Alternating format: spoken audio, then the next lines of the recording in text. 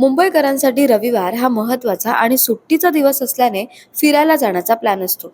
मात्र सध्या रविवार म्हणजे मेगा ब्लॉकचा दिवस अशी ओळख बनली आहे. रविवारी मुंबईतील लोकल रेल्वे मार्गावर मेगा ब्लॉक असणं हे नित्याचंच झालंय. या आठवड्यात फक्त रविवारच नव्हे तर 3 दिवस जम्बो मेगा ब्लॉक घेण्यात आलाय. पश्चिम रेल्वे मार्गावर हा जम्बो मेगा ब्लॉक असल्याने या मार्गावरून प्रवास करणाऱ्या प्रवाशांचे हाल आता होण्याची शक्यता आहे.